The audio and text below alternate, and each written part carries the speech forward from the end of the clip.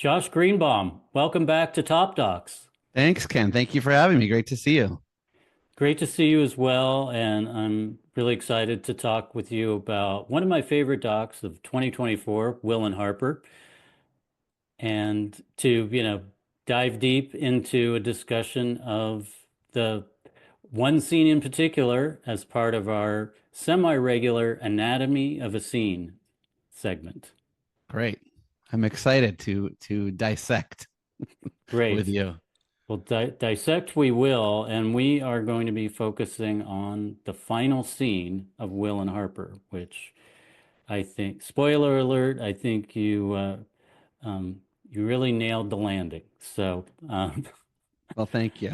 yeah, hopefully people have had a chance to see the film, and if not, this is your opportunity to check it out on Netflix. And if you have seen it, I suggest you check out the ending again, which is really great and just ends on such a wonderful note. But we'll get into all that.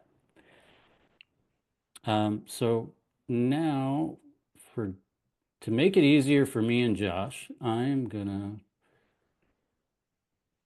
share my screen. Can you see I your see it. movie? Yeah, I see my movie. Okay. Hopefully, when I hit play, you'll hear your movie too. Um, so before we start this final scene, Josh, let's go ahead and remind people what Will and Harper is about.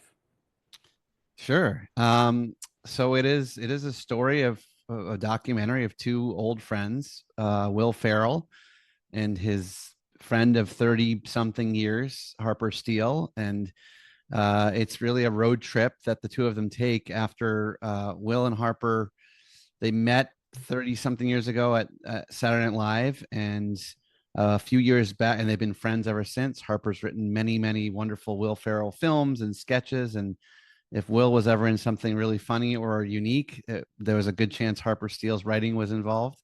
Um, but the film is really about the moment a couple years ago when Will got a letter from Harper coming out as a trans woman, which was shocking to Will, who had known her as her dead self prior to that for 30 something years. And when she was lamenting to Will about one of the things she loves to do, which is drive across the country, which she's done literally hundreds of times throughout the course of her life, she said, "I wasn't.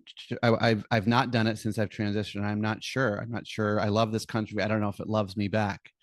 And Will had the idea, why don't I fly to New York and I will come on your very first cross country road trip as your authentic self. I'll be there by your side. And we can try to answer this question of whether or not this country loves you back. But perhaps more importantly, we can take these few weeks of being together on the road to really process this new stage in our friendship and our relationship.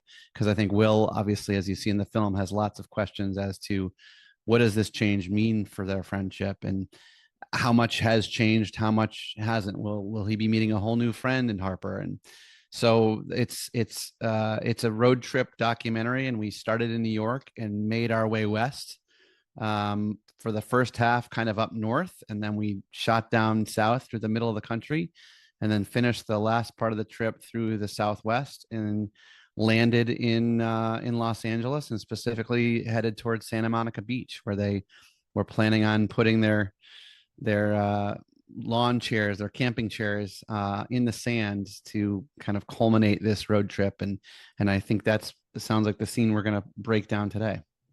It is. So before we talk about that scene, let's talk about what comes right before this scene. Can you just tell us, what was leading up to this moment? You described the 16-day road trip that they've taken.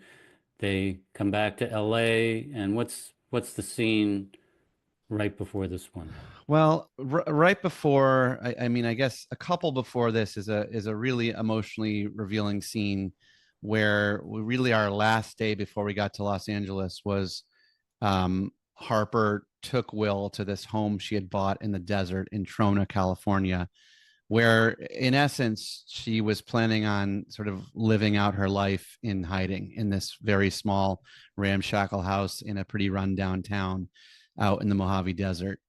And it's a very emotional, powerful scene. It's something, I think it's emblematic of the film, which is Will knew about the house, but never really knew what it represented. He knew that Harper had bought this house, a few years back and thought it was some fixer upper project. And through the course of this trip and this road trip and visiting the house, really Harper reveals to Will the truth of where she was emotionally. And so it's a really powerful scene before our final day. And then the final day, we rolled into Los Angeles, had a brunch with some family and friends as to sort of celebrate their arrival to making it to the other coast.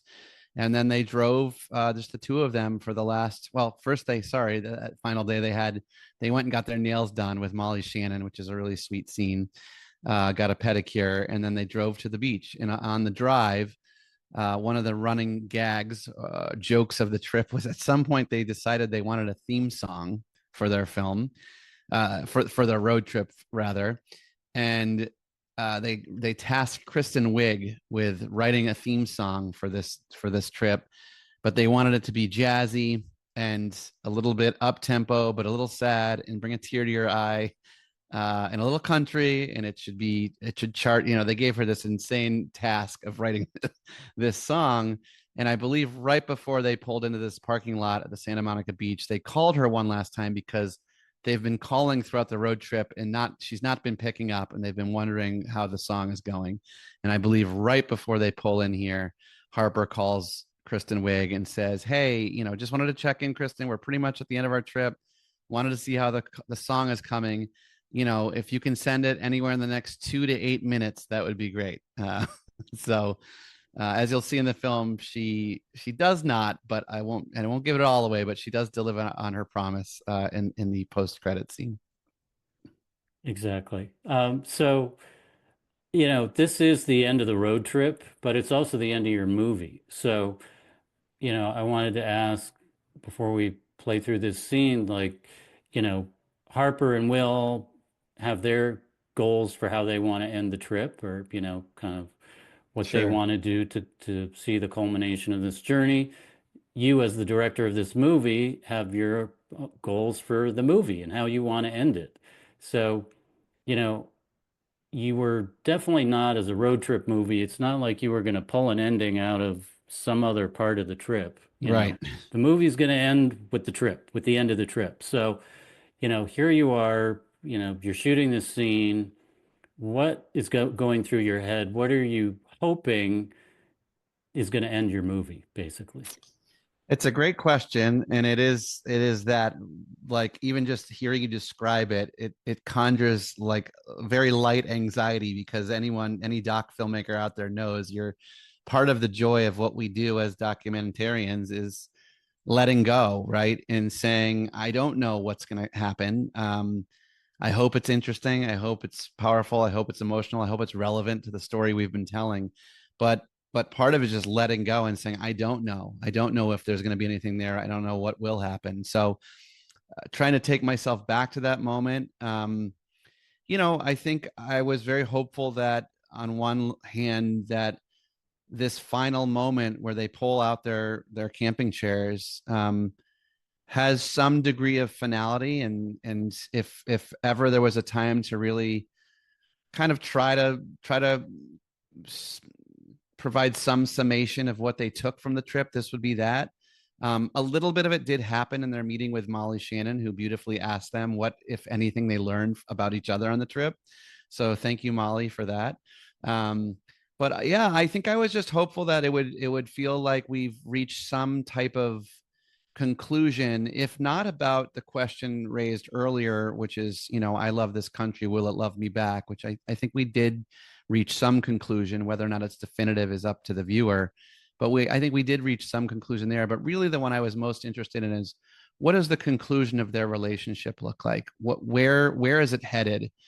And I think I was just hopeful that it would have some degree of finality, but also some degree of ambiguity, which is the beauty of life. Is you don't, yeah, there's nothing is ever black and white. And so I was hopeful for that. And on a very practical level, I was hopeful that we would get a nice sunset. Very simply put, it's like, you're at the whim of what Mother Nature gives you, and particularly in documentary. And so, and for those who live in Santa Monica on the West Coast, oftentimes what happens is people often head out to the beach to catch the sunset, but what happens? The fog or clouds roll in, and Yep. you catch some sunset earlier, but when it's actual sunset, the sun doesn't usually peek through.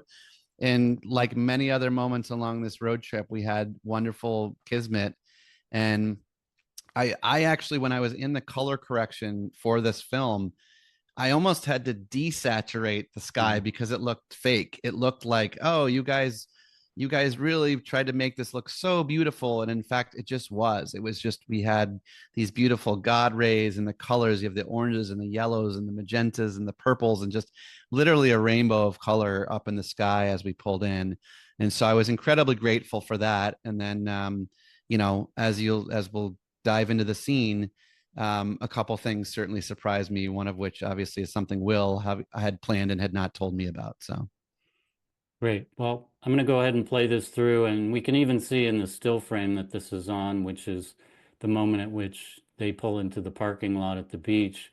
The sun is, clearly like reaching the end of the day, and it's shining in a very soft, glowing way on the beautiful Harper Wagoneer. yes, So here we go. And we'll play this through, but we'll stop a couple of times and talk about some stuff. So here we go. great. Look at that. There it is. Yeah, yeah. Good shin. Beautiful. It does feel good though, right? Yeah, I mean, yeah. that's a long drive. I know. You know? Oh. Wow. That's great.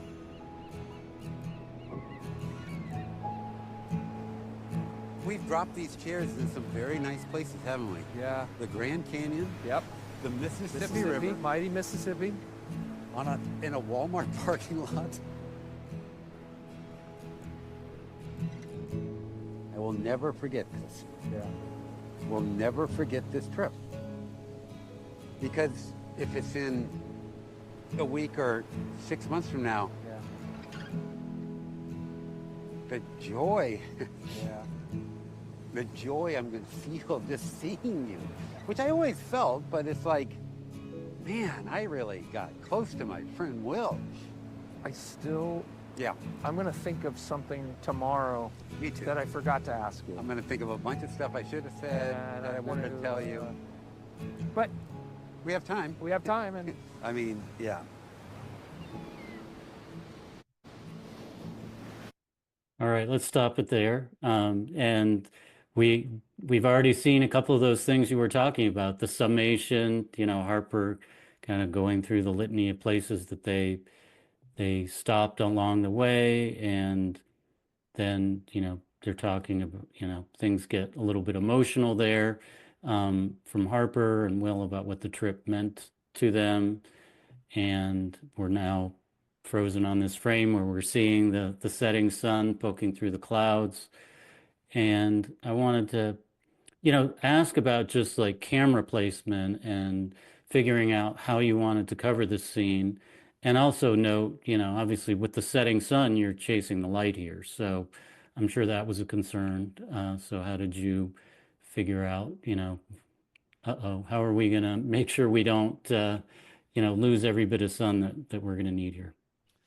Yeah, I mean, it's trusting in the team you've put together. I hired an incredible DP named Zoe White, um, and her B camera operator, steady camera operator Devin Catucci, and who throughout the course of the previous 16 days got in a beautiful rhythm of just following Will and Harper through this journey. And it's the first documentary I've ever done where I relied heavily on a steady cam. It's a little bit of an unwieldy tool usually in documentary filmmaking, because it's heavy. It's hard for an operator to roll for an hour straight or 45 minutes straight. But I had a conversation with Devin, our operator, prior, and said, there are going to be some long takes, are you up for the task? And he was incredible. But it was, it's the sort of poeticism and the kind of gracefulness of the Steadicam that I wanted to capture. Because that, when I think of words to describe Will and Harper's relationship, there is a softness, there's a gracefulness. They show each other a lot of grace throughout the journey. And so that was a tool I wanted to use. It just so happened in this scene, yeah, I knew I'd be chasing light, but it sort of timed out pretty much just perfectly. I think as soon as the sun set, they picked up their bags and walked off, as we'll get to in a moment.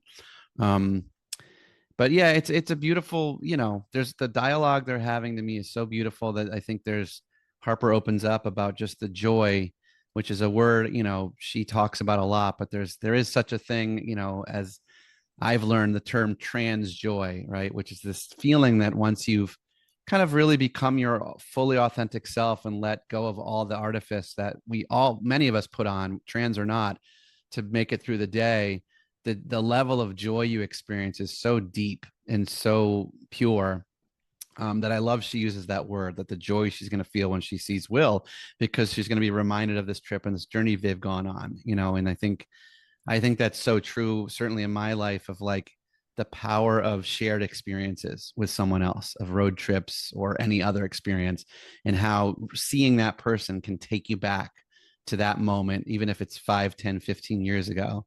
The other line that I just want to highlight that I love in that little exchange is, I think it's Will maybe who opens up first. I forget who says it, but they kind of acknowledge that they're probably going to have more questions. And they didn't get through all of the questions that Will may have or Harper may have, about her transition, about their friendship, about any of it, over the last few weeks. And they kind of reached this conclusion of but we have time. And I love that. I just love that sentiment, the notion that we have time. I think for me and for a lot of people, it's always that fear of like, no, it's too late. It's too late for me to pursue that dream. It's too late. Maybe the relationship that I've let go of, it's too late now. It's been too long that we've not connected, and I shouldn't try. And certainly in the obvious case of Harper's transition, she decided to transition decades after she started having feelings. But she decided it's not too late. We have time.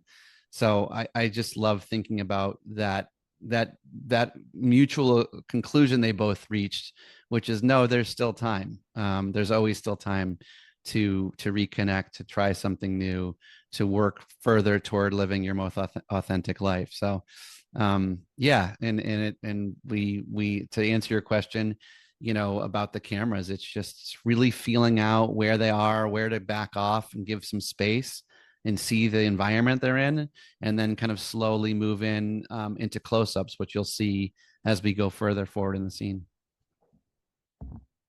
I love your point about that line, but we have time, because one of the things that I think is so strong about this ending is its lack of finality. So it does close out the movie very effectively, but one of the things that it does on its own is indicate life will go on, the journey will continue, time will go on. This isn't the end. And I think Yeah. that, by both providing closure to the audience and a sense of continuing on into the future and into other realms is a really neat trick. No, thank you. Yeah. I mean, I think it's also helpful for anyone going through any change or any phase of your life.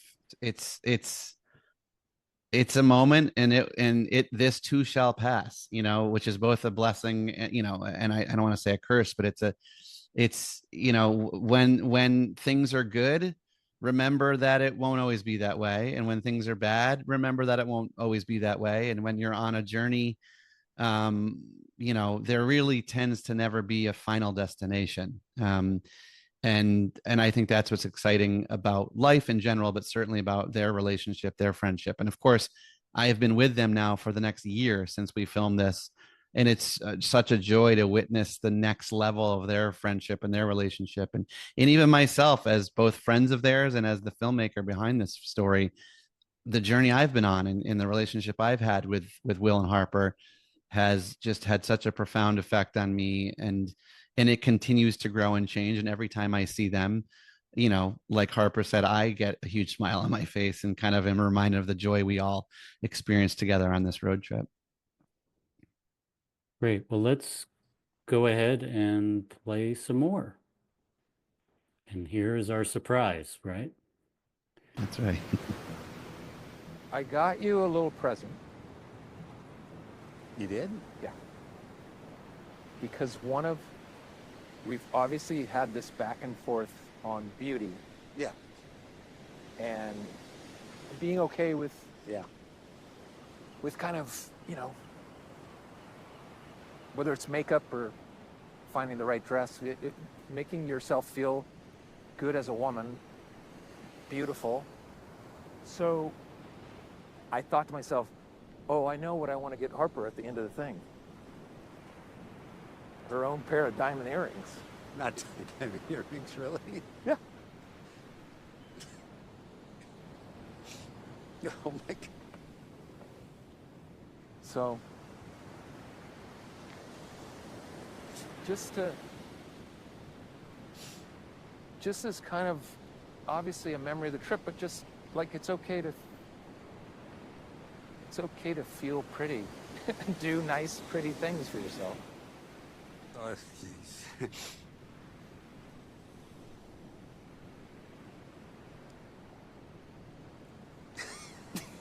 You know, it's just so cool. It's just so sweet. You know?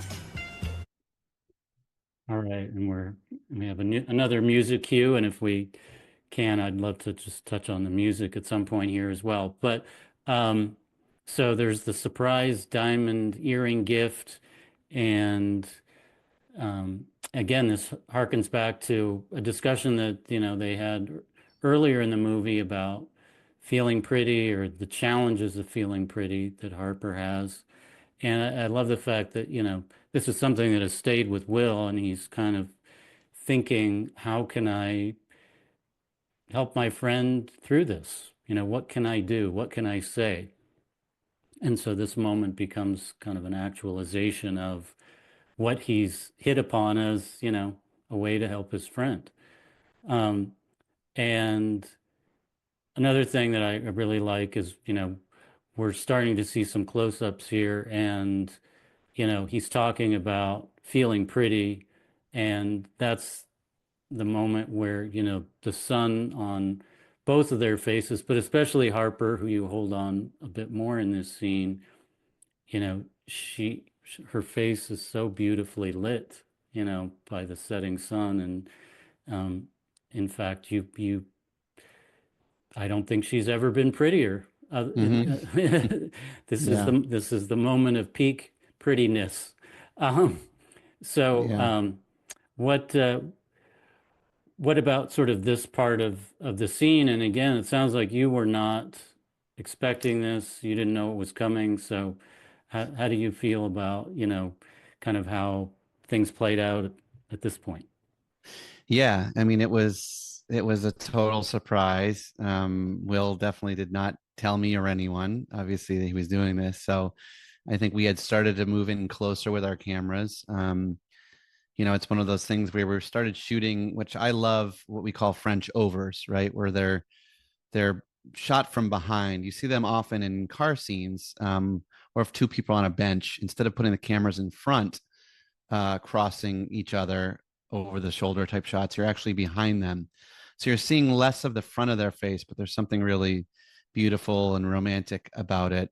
And it also happens to just work in our favor. You tend to want to backlight your subjects. And so the way these, Will and Harper are facing the sunset, so to backlight them, you kind of have to shoot from behind. So yeah, I mean, Will took out the diamond earrings, and I remember I had my little monitors, and I started tearing up, and you could see Harper started tearing up, and it was just a beautiful moment for all the reasons you outlined. I think, you know, so much of what Will's going on as his journey is how to be a better friend and how to be a better ally. And it's something I think so many of us would love to know. I think a lot of us who want to be allies sometimes sit on the sidelines for fear of doing or saying the wrong thing, asking the wrong thing, using the wrong word. And I think Will was incredibly brave, both in just doing this film and this project, and also being willing at times to say the wrong thing and to stumble, because I think it provided a really helpful roadmap for so many of us that really the answer is like, think less about what to say and saying the perfect thing, and think more about just being there, just showing up and listening. And he certainly, as you pointed out earlier in the film, they were having a discussion over beauty, and Harper really opened up and revealed that, part of her transition that's been hard is, as the more she tries to embrace her feminine side, certainly emotionally, but visually as well, the more she realizes or sees the flaws in her, as she describes, very masculine face, and that dissonance causes her some pain and some harm, and this feeling of like, when I try my hardest, then I notice more flaws, when I try to look beautiful. And so I think she was sort of saying, I shy away from that. And here's Will listening to that and saying, don't, you are beautiful, don't shy away from it. And as he says, as he hands her the diamond earrings, yes, these are a reminder of the trip, which I love. And I know that, having spoken to Harper many times since, and I've been to a couple events where she's worn those, it's absolutely that. Every time she takes them out, it's a memory of this trip. But it's really also a reminder that it is okay, as Will says, to let yourself feel beautiful, or to it's okay to feel pretty and to do nice, pretty things for yourself. And it's a beautiful, very powerful moment. And yeah, and we do linger on Harper because we're watching her process this wonderful moment. And yeah, I mean, we've paused it right before I think she's about to kind of say how she's feeling, which I don't think we got there yet, but I think she lands on the wonderful phrase, "It's just so freaking cool," or "so sweet, so sweet, so freaking cool," which I love. I love that a friend might say that when their friend buys them, beautiful diamond earrings. Um, but yeah, it's just a wonderful. I mean, it's a beautiful moment of their friendship culminating. And again, the film gods were smiling down on us with that sunlight. It just, you can't ask for a kind of better moment. And I do want to point out, right before this, and it was kind of in between where you paused, before Will got out the diamond earrings, there was actually one very rare pause where they weren't talking. And shockingly, or maybe not shockingly, like, those moments were few and far between. They were able to talk every day, all day long, throughout this road trip. And every once in a while, there would be these kind of quiet moments. And I tried to sit in it a little bit in the film, and it is right before Will brings out the diamond earrings. But those moments are beautiful, those kind of contemplative moments, and you just kind of hear the distant seagulls and the waves crashing on the beach. And it's that's why I love to go to the beach. There's something very, I don't know, maybe primitive is the wrong word, but it's a reminder of, I guess, both how small we are in the world, and also time. Like, all these tiny little grains of sands were rocks at some point that have been, broken down into smaller and smaller pieces over time. And so for them to take a pause there, I thought was really beautiful. And I tried to, hang in that moment as long as I could in the film before we moved on to the next conversation, which was Will bringing the earrings out. So Yeah, I think it's definitely something that, I noticed watching this whole scene is it has a rhythm to it. It's not just go, go, go. There are a couple of these pauses, and they really have maximum impact, for yeah, what's coming next. And I think they work really well. You mentioned, the seagulls and the waves. I did want to ask about challenges with sound shooting on the beach. They're pretty close to the water here, and we do hear the waves throughout this scene. But, you know, how did you figure out, what sound elements you were going to use, or when to pull back on them, when to bring them forward? yeah. No, And also, it's it's a yeah, public place, I would mention. So, like, it what is. about the challenges of other people in around? I mean, I gotta say, I was shocked because I was very worried about that. It's like, people go to LA and to Santa Monica, beach and kind of hope to see celebrities. And here was Will Ferrell walking around. But it was March, and for whatever reason, many of us who live in Los Angeles, we forget that the beaches are beautiful even in the wintertime. And so it wasn't too populated. The Santa Monica beach is very, very deep and wide. And so it's pretty easy to be far from people. And we're a tiny crew, we're two cameras and a boom mic. So I'm sure if anybody looked, they just thought we were filming a student film. So we were not approached by anyone, and then the sound is always a challenge, and they were quite close to the waves. But obviously, it's a lovely sound. It just sometimes is hard to deal with in post, and I have to give a huge shout out to Zach Sievers, our sound mixer, who did an incredible job on the film and was able to carve out their voices, but still, keep alive the sounds of the ocean and of the birds nearby. And in any given scene, especially in this film, I was really trying to put the viewer and the audience like they were on this road trip with Will and Harper, that like they were the third person in the car with them. And so, one of my favorite tools to do so is sound design, because it can distance you if you want. If you want to be much more in someone's head and in their emotional state, you can turn off all the real world sounds and lean on, more ethereal sounds and music and whatever else. Or you can really bring those real world sounds, or as we call them, diegetic sounds, on the sounds you think should be there on screen. You can bring them forward, and I love doing that because it really puts you in that space. And so this was certainly a scene where we leaned on that language of sound to feel like you were sitting there on the beach with them.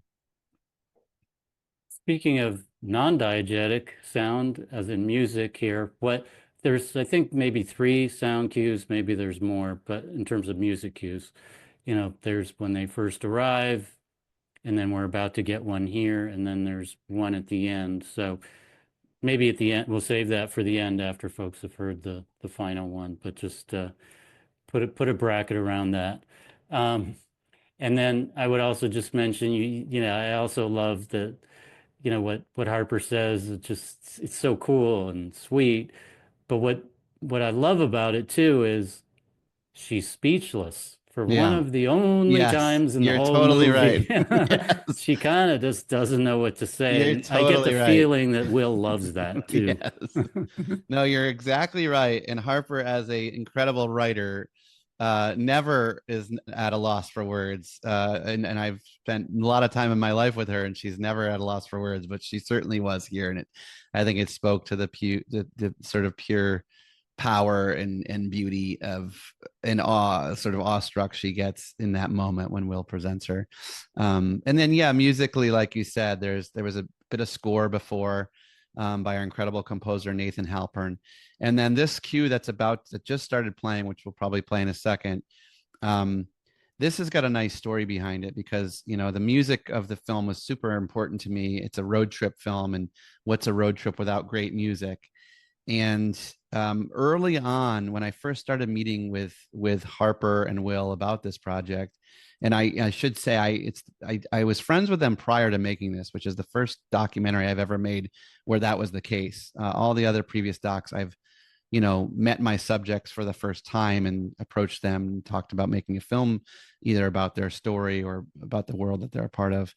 In this case, I knew them, but part of early on was Harper and I was just kind of getting comfortable with the idea of what this film might be. And so one of the things we started doing is exchanging music, because Harper is a huge music file. She has, I think, over 8,000 records, LPs, and you see some of them in the very opening scene of the film where she's packing for the trip and going through some of her albums. And so she sent me some songs, just sort of like, hey, these are songs I love that maybe could fit, we could listen to on the road or whatever, or might fit in the film. And I listened to a lot of them and really enjoyed them. And but there was one song out of, I would say, 40 she sent me that just jumped out at me. I was like, I've never heard this song. I love it. I have no idea what it is. And the artists are named Gene and Debbie. who were kind of a smallish act, I think, in the 60s. And there's this song called Go With Me. And I loved the vibe of it. I love the lyrics, although I gotta say I wasn't even thinking that much about the lyrics at the time, the first time I heard it. And I sort of said back to Harper, this has got to be in the movie somewhere. I love this song. And she said, that's crazy that you picked that one song out of 40, because she's like, that's probably my favorite song out of all 40 songs. She said, I've been trying to figure out a project to put it in forever. And so when I was editing the film with my incredible editor, Monique Zavostovsky, this final scene came up, and it was that idea of like, what if we try that song here? And it's such a perfect fit on so many levels. I love the fun of it. It's hopeful. It's kind of evergreen in terms of its style, even though it is from the 60s. And then maybe most miraculously, the lyrics are incredibly appropriate. It's um, take a ride. Let us see now what goes on inside. Let's reveal what others try to hide. Baby, go with me. I love you. I love you, baby. Take my hand. I'm afraid to travel through this land.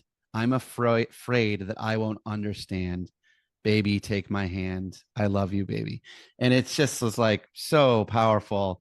And then when we put that up against this final picture, and then as you'll see in the next clip, as they walk off the beach, there's a Ferris wheel in the background that is the Santa Monica Pier, and just from the center of the Ferris wheel grows this huge sort of beautiful neon heart.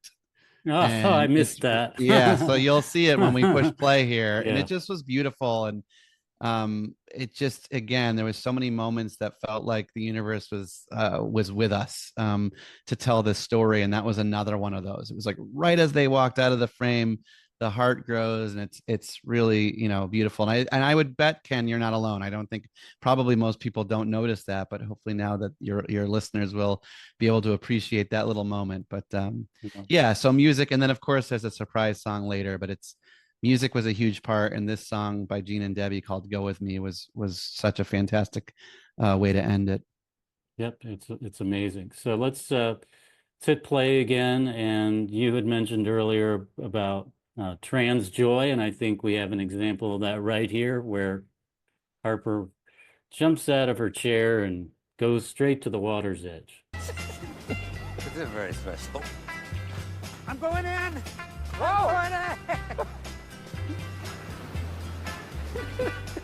Will does not go in. Dolores, Cornelius. So what's next? for me, tomorrow, I'm running it back. I got to get back to New York, so I'm going to drive back across. What are you doing, by the way? I've literally got nothing. I'm wide open. You want to go back with me? Yeah, let's just run it back. Take a new route. New route. Great. I got a lot of ideas. Yeah, I got some fun places to stop. I can't wait. Take a ride. Let us see now what goes on inside. Let's reveal what others try to hide. Baby, go with me. I love There's your heart, your green heart, Take my hand. and your title I'm card, afraid your to name. travel through this land. I'm afraid that I won't understand. Baby, take my hand. I love you, baby. Hey, it's Kristen. And then we have Kristen's song. And we're well into the credits now. But for folks who either haven't watched the movie or may not remember, can you explain the Dolores and Cornelius reference? Yeah. So at one point along the road trip, Harper bought Will and Harper these two beer koozies, but they're kind of shaped like winter jackets. If you've never seen them, they're quite cute. And there's a wonderful scene where the two of them, put their beers. They're at the Grand Canyon. They're sitting in their camping chairs, and they put their little beers in their beer jackets. And then, of course, in typical Will and Harper fashion, do an entire bit improvised about what would you name your beer. Well, my Will's beer's name is Cornelius Danderhoff, and Harper's name is Dolores O'Brien.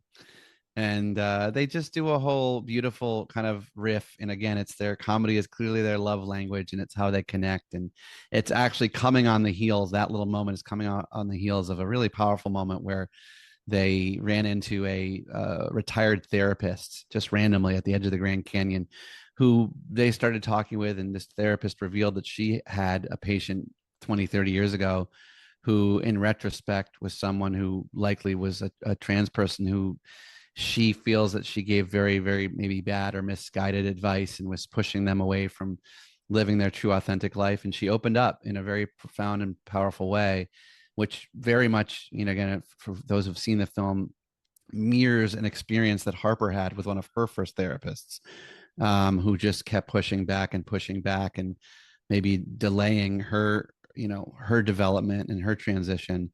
In a way she doesn't resent. She blames herself more than anyone else, but it just was a really powerful moment. And then to have this kind of comedic catharsis afterwards with these silly beer koozies was really, really beautiful. And so here you see in the final moment of the film, they once again got their camping chairs out and set them up at the final destination of the Santa Monica beach. And that's why you hear them say Dolores and Cornelius and then cheers. And so a wonderful ending to a runner of a bit throughout the film. Yeah, it's a great callback. And also, again, and we talked about this last time, just the sort of alternating tone of the movie and of their interaction, because it's very germane to and faithful to how they interact, going into the serious and emotional, coming out with humor. It's a very up and down seesaw journey.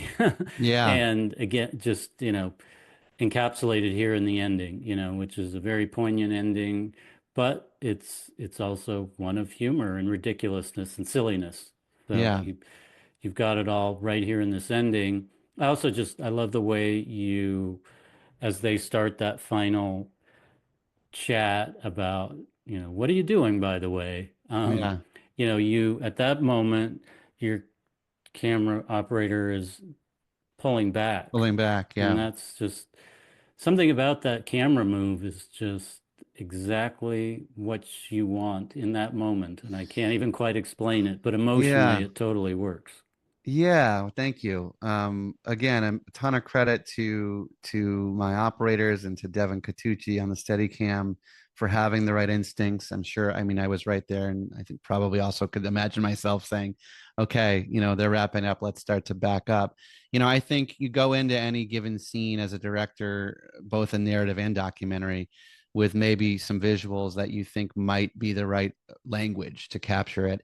And I always, in the back of my mind, wanted to have certainly to end the film wider. And part of the reason there was, we started a little wider and got very, very close up and intimate emotionally throughout the journey. And then as we go and we let go, we kind of pull back again. But I really also love the metaphor that the image of two people sitting in lawn chairs, camping chairs on a beach, if you pull back and you're wide enough and you see there's dozens of these other people in duos and pairs or groups of friends scattered throughout the beach, and we're all going through our own journeys, our own struggles, our own highs and lows. And that part of that, the goal is, like with any film I'm making, and obviously specifically documentaries, is trying to find and capture and explore our shared humanity. And I think knowing this film was always going to be pulled into the political, just given the nature of where we are in our politics today and where we are in the conversation around trans people and trans rights. But consciously knowing that it is ultimately, as many of these things are, it's human rights we're talking about. It's Harper wants to live. That's all she wants to be. She wants to live as her authentic self.